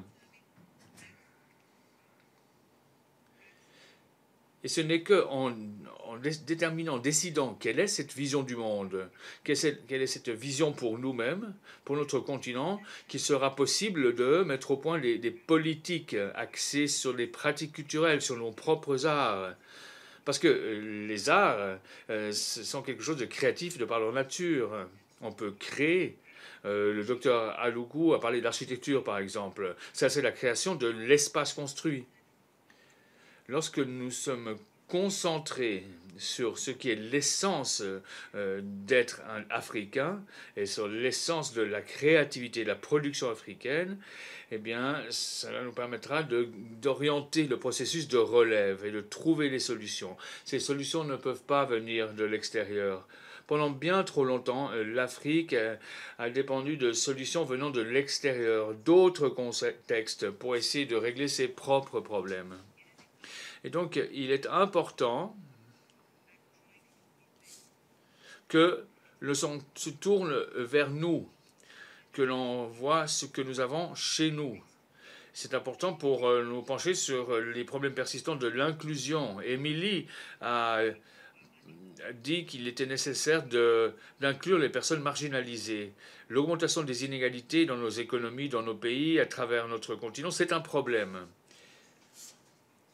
Que pouvons-nous faire pour lutter contre ces inégalités dans nos propres communautés? Et ensuite, nous devons également faire face au problème des conflits. Ce matin, nous avons entendu la nouvelle du décès d'un autre dirigeant africain dans une situation de conflit. Comment pouvons-nous tirer profit des notions traditionnelles et culturelles de maintien de la paix, de consolidation de la paix, pour combler ces fossés, pour régler ces conflits et pour essayer de faire quelque chose pour remédier à la fragilité de nombre de nos pays. Que faire face aux nombreuses personnes et groupes marginalisés dans nos pays et sur notre continent? Que pouvons-nous faire pour les aider? Il y a certains aspects de la culture qui sont positifs, qui peuvent être utilisés pour nous permettre de nous développer socialement, mais il y a également des aspects négatifs. Mais malheureusement, le discours porte trop souvent sur le négatif. Je crois qu'il faut changer ce discours. Il y a des choses qui peuvent être faites. Le leadership existe dans certaines communautés. Donc, il faut utiliser ces bonnes pratiques culturelles pour le leadership. Sommes-nous en train d'importer des modèles ou des pratiques de leadership qui sont adaptés à nous? Est-ce que ça a fonctionné? Ça fait 60 ans depuis l'indépendance que nous faisons ces choses. Est-ce que ça a vraiment marché pour nous? Savons-nous quels sont les bons modèles socioculturels qui devraient nous inspirer pour nos rêves d'inclusion et de viabilité, pour que ça ne reste pas de simples rêves? Nous devons vraiment faire de l'introspection et voir quelles sont nos ressources internes si nous voulons relever ces immenses défis d'aujourd'hui. Merci beaucoup, Madame Ilchan Lossen. Merci d'avoir saisi cette occasion pour rendre hommage au président du Tchad, M. Idriss Déby. Vous avez parlé de leadership et comme vous le savez, les avis varient de pays à pays et d'expert à expert. Dans quelle mesure la restitution des biens culturels vers l'Afrique serait-ce une occasion pour le capital humain du continent? Merci beaucoup, Dodd. La culture compte pour le développement durable. Aucune civilisation ne s'est développée sans se concentrer sur sa propre culture, en se servant de sa propre culture comme tremplin pour son développement. Les rapports Sarah Savara de 2018 sur la restitution des biens culturels à l'Afrique nous dit que cette restitution de biens culturels pourrait contribuer à bâtir la cohésion sociale, car les éléments de propriété culturelle qui sont restitués aux communautés, aux sociétés d'où elles ont été prises, peuvent également servir de lieu de rassemblement pour les communautés qui les entourent. Je prends l'exemple des bronzes du Bénin, par exemple. Il s'agit de plus de 500 pièces qui ont été volées, qui pourtant racontent l'histoire d'un royaume, d'un État-ville vieux de plus de 500 ans, qui avait évolué vers le commerce international bien avant que n'ait commencé le commerce transatlantique des esclaves. Donc la restitution des biens culturels permet également de restaurer la fierté collective dans le génie créatif des ancêtres. Professeur Chadrick Chirikou a évoqué plutôt le fait que il y a quelque chose dans le système éducatif qui date de la période coloniale. Il fait que les Africains ne sont pas fiers de qui ils sont. Le simple fait de pouvoir voir ces articles, ces biens culturels, peuvent nous rendre fiers. Je le sais, pour moi. Personnellement, je vois que je viens d'un groupe de personnes dont je peux être fier, qui ont un génie créatif. Ça permet également aux Africains de se réaccoutumer à leur propre histoire et à mieux comprendre et accepter le passé, qu'il s'agisse de la période précoloniale ou de la période coloniale. Parce que pour moi, la période coloniale, c'était comme un écart, c'est comme un trou dans la progression de l'histoire africaine. Et ceci pourrait également contribuer ça pourrait contribuer au discours sur la décolonisation. et sur la façon dont nous nous développons, comment nous abordons notre processus de développement, comment nous éduquons nos élèves, comment nous socialisons. Merci beaucoup, Émilie. Par moment, on vous a perdu en raison de problèmes techniques. Voulez-vous revenir à la question des chances, des talents pour les jeunes Africains? Oui, merci. Donc, la question que je me posais, c'était, est-ce que les jeunes veulent-ils vraiment l'Afrique que nous voulons? Est-ce qu'ils se considèrent comme des acteurs? Donc, il faut-il que l'on prépare ces jeunes pour qu'ils puissent comprendre leur patrimoine et pour qu'ils comprennent également qu'ils seront les futurs gardiens de ce patrimoine? Ont-ils les talents nécessaires pour un raisonnement critique, une réflexion critique, pour pouvoir évaluer ce qui a de la valeur dans ce patrimoine et ne pas trop entendre les perspectives extérieures aux communautés? Gérer la diversité, c'est quelque chose de nécessaire, car nous sommes un continent si divers. Nous devons apprendre à gérer nos différences dans le respect, tout en tirant profit de notre patrimoine culturel. Les jeunes doivent comprendre qu'il y a énormément de patrimoine en Afrique. Il y a une immense richesse de patrimoine en Afrique. Ils n'ont pas besoin d'aller ailleurs pour innover ou pour être créatifs. Et il y a des choses qui sont uniquement africaines. Les possibilités sont vastes, car il y a tant de pratiques traditionnelles, d'occasions, de festivals qui permettent la transmission de la culture aux jeunes générations. Il y a des réunions communautaires, des réunions de clans, des systèmes de gouvernance que les jeunes peuvent observer par le biais de l'éducation non formelle. Cela leur permet d'apprécier notre patrimoine et d'apprendre. La question de l'artisanat, par exemple, par le biais de l'entrepreneuriat et de l'apprentissage. Ça permet aux jeunes d'apprendre les talents. On a parlé d'architecture, on a parlé de poterie. Il y a tant de choses dont nous pouvons être fiers en tant qu'Africains, mais que nous n'avons plus maintenant. Alors comment faire renaître ces talents? Il faut revenir en arrière et respecter le rôle des personnes ressources traditionnelles sur tout le continent. Je crois que sur tout le continent, les pays africains devraient mettre en place des cours sur les études du patrimoine. Parce que tout ce que nous avons, c'est l'avis d'autres personnes de l'extérieur qui nous ont observé, qui ont observé et documenté le patrimoine africain de leur perspective. Mais nous avons besoin que nos propres étudiants, nos propres professionnels soient en mesure d'étudier notre patrimoine et de l'expliquer pour lui donner du sens. Il faut un espace dans certains pays avec un programme scolaire qui reprennent notre patrimoine culturel de façon transversale. C'est très important pour tous les pays africains. Merci beaucoup pour votre contribution remarquable dans ce premier tour de questions. Vous avez clairement démontré que la culture africaine, le patrimoine africain, cela compte. Vous avez tous souligné le rôle crucial de la culture et du patrimoine en tant que catalyseur pour le capital humain afin de contribuer au développement socio-économique et l'intégration du continent africain. Vous avez également signalé que malgré la diversité, le capital humain du continent n'est pas vraiment utilisé, exploité, et qui n'est pas pleinement pris en compte dans les stratégies de développement. Bien entendu, vous avez proposé des solutions justement pour libérer ce capital humain de l'Afrique en utilisant la culture et le patrimoine.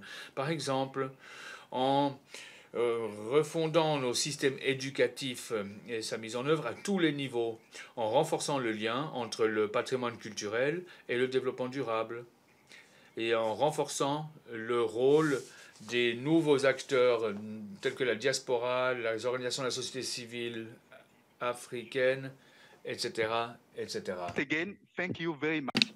Encore une fois, merci de votre remarquable contribution. Je voudrais maintenant vous poser à tous 2 questions.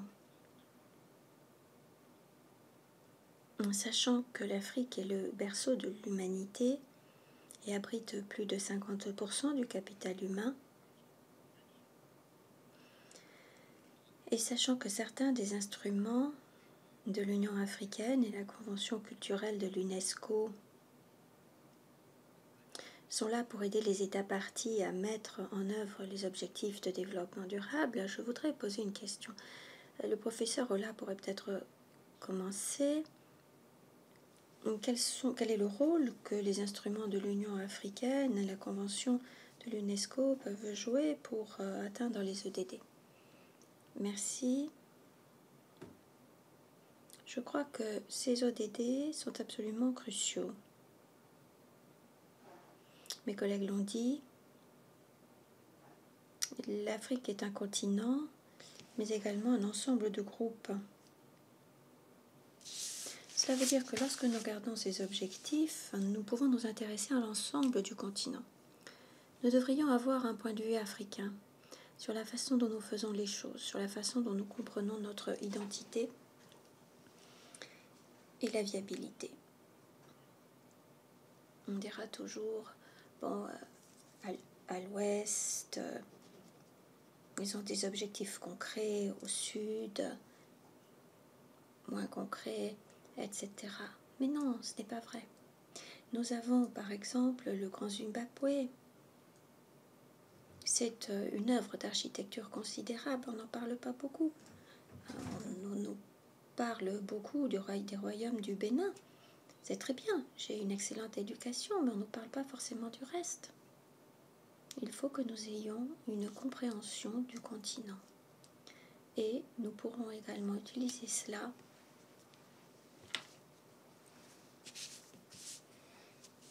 pour voir comment atteindre les ODD. Ne nous y trompons pas, le patrimoine est crucial pour cette discussion. À l'heure actuelle, on nous dit que nous inaugurons un siècle chinois, que nous inaugurons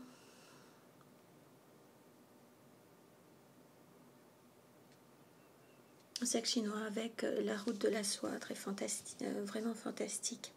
Le patrimoine est à la fois interne et local.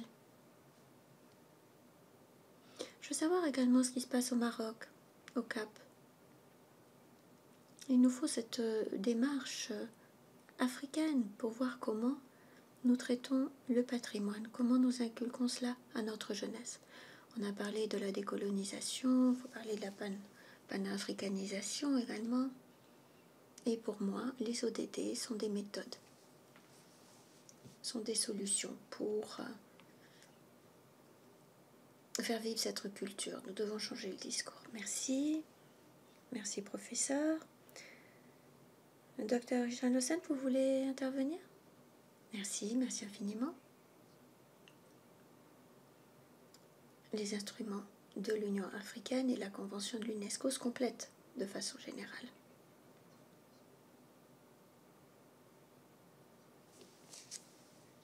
Mais c'est la Convention de 1972 sur le patrimoine culturel qui ressort pour moi.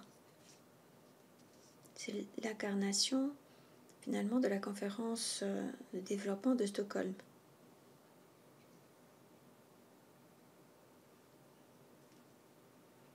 Cela incarne la façon d'aborder le développement durable,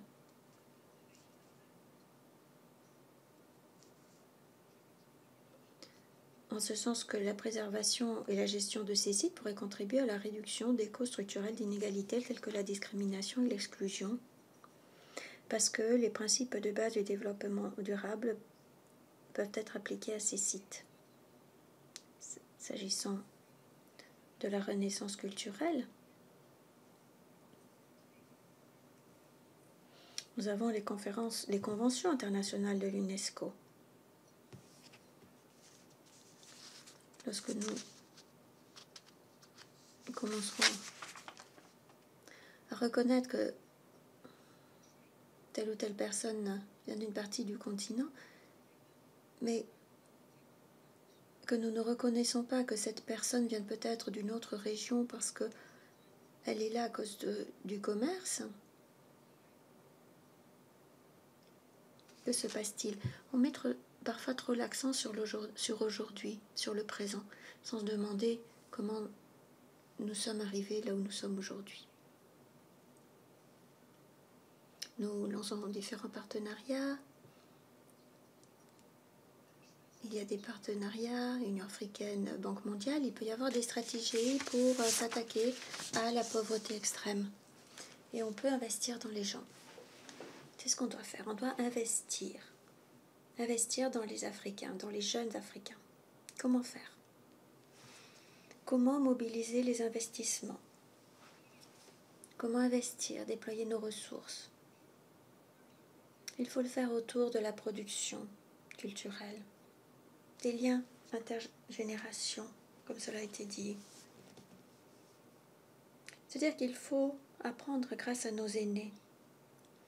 Nous sommes en train de perdre toute une génération de personnes dont chacune est un livre. Nous devons passer du patrimoine culturel 1.0 au patrimoine culturel 2.0. Mais pour que ce soit le cas, il faut qu'il y ait un échange. Il faut promouvoir cela. Merci. Merci infiniment. Docteur Richard, Madame Émilie, est-ce que vous voulez répondre à la question en ce qui concerne la contribution de l'Union africaine et de la Convention de l'UNESCO à la réalisation des ODD? Merci. Je crois que je voudrais plutôt parler de la Convention de 2003 sur le patrimoine culturel, parce que dans le continent, nous avons essentiellement un patrimoine oral avec des traditions. C'est la raison pour laquelle il est encore plus difficile de le préserver, parce que ce n'est pas gardé ni préservé. Si les mécanismes de transition ont été interrompus, nous risquons de voir mourir ce patrimoine. Mais par ces conventions, il y a des modèles, des solutions pour préserver le patrimoine. Il y a une question de logique, de philosophie en lien avec la convention. Et ainsi, les communautés comprendront mieux que les conventions ne doivent pas rester lettre morte, elles doivent être préservées, ça fait partie du patrimoine.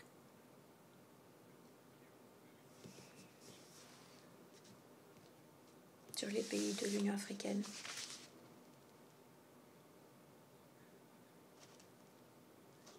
Désolée, je crois que nous avons des problèmes de connexion. Professeur, peut-être?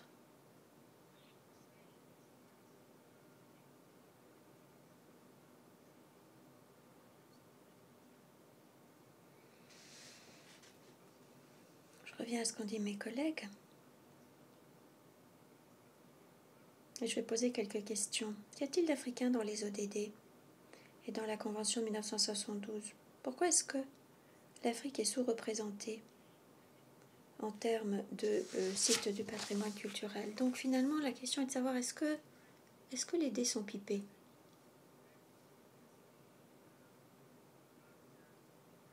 On a parlé d'intervention, on a parlé évidemment de la décolonisation, des esprits, décolonisation de la pratique.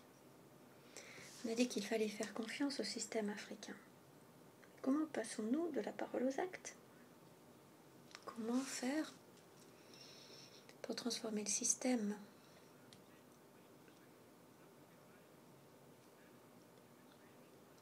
Il faut également modifier la façon dont nous formons.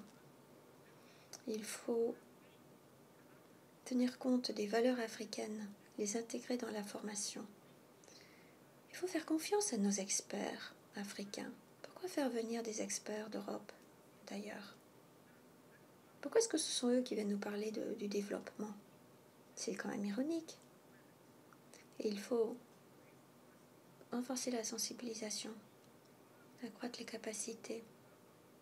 Je dois être fière d'être du Zimbabwe, de l'université de Lagos. Pas forcément dire d'être fier simplement d'avoir un diplôme de Harvard, mais aussi de Lagos. Nous devons veiller à ce que les valeurs africaines orientent les processus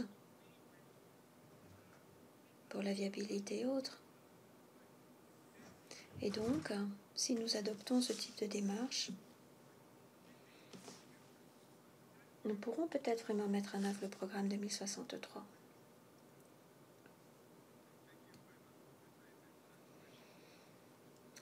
Le reste était inaudible. Remarque de l'interprète, la mauvaise qualité du son ne permet pas une interprétation exacte. Alors, notre question. Est-ce que vous pouvez nous parler du principal obstacle? Interruption du son, l'interprète ne peut pas interpréter. That's a difficult question, but I think in some ways it has been. C'est une question difficile. On a fait illusion parfois dans le cadre de notre discussion de tout à l'heure.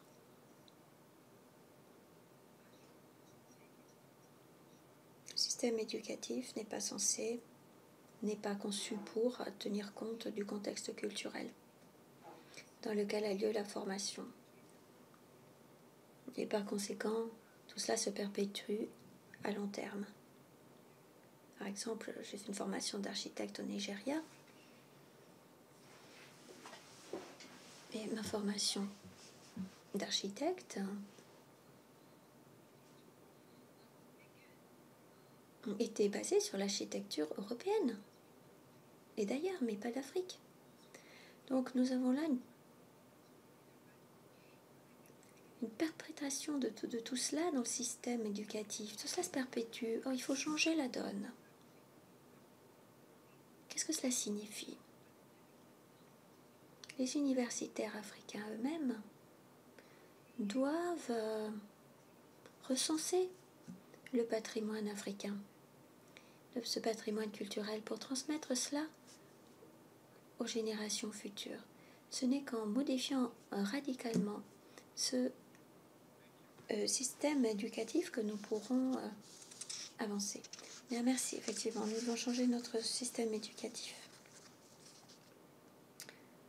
Professeur, vous avez le dernier mot en 1 minute.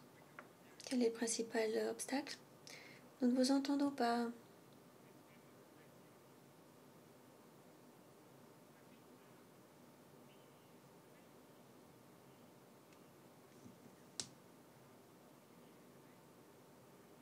Le principal problème, c'est la question des relations coloniales, une question d'inégalité.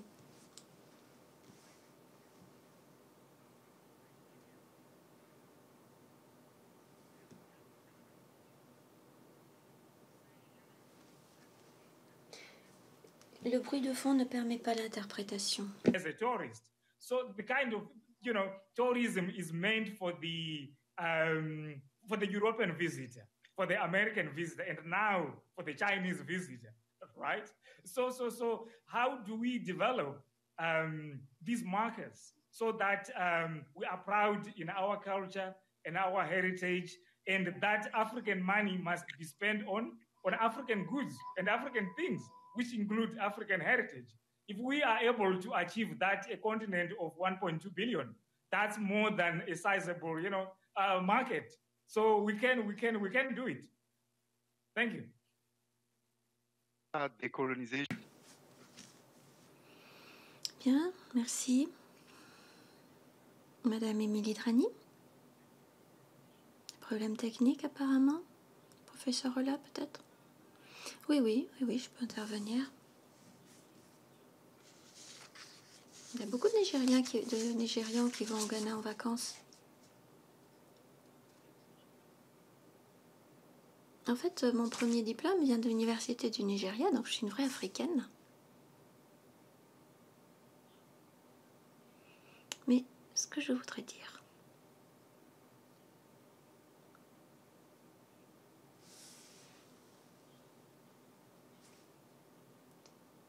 c'est que Nollywood vient juste après Bollywood. C'est une industrie de taille. Et donc nous devons bien essayer de comprendre ce qu'on entend par patrimoine. Mais le problème vient que si nous n'y croyons pas nous-mêmes, comment est-ce qu'on peut s'attendre à ce que les jeunes y croient et partagent ce patrimoine? Moi je suis moderniste, je suis peut-être la moderniste de ce groupe, du panel, de cette table ronde. Je crois qu'il y a un véritable patrimoine historique. Je veux que Interruption du son. Bon, avant, nous avions les colonies. Donc, nous devons bien savoir comment nous percevons notre culture. Je reviens au textile. Les textiles africains sont partout dans le monde. En fait, il y a même une appropriation culturelle petit à petit en Occident. Nous avons des choses extraordinaires qui nous attendent en Afrique. Et je le dis en étant au Royaume-Uni, mais nous n'y prenons pas suffisamment garde. On peut très bien tirer un profit financier de notre patrimoine. Merci. Madame Émilie, vous avez une minute? Est-ce que vous voulez intervenir?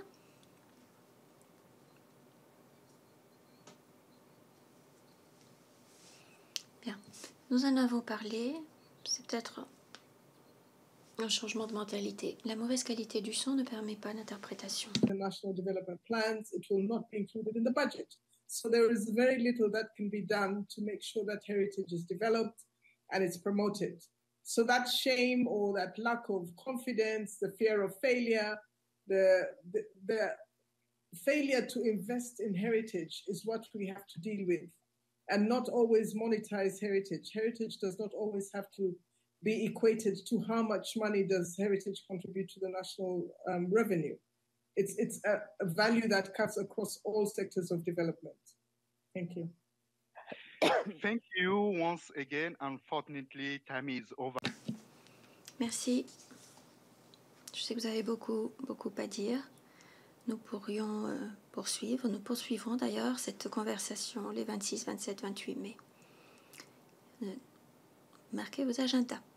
Alors, je vais maintenant terminer avec une citation de Nelson Mandela. Nous pouvons changer le monde, et moi j'ajoute l'Afrique, et en faire un monde meilleur en utilisant le pouvoir de notre patrimoine et de notre culture. Il nous appartient maintenant de faire la différence. Merci infiniment.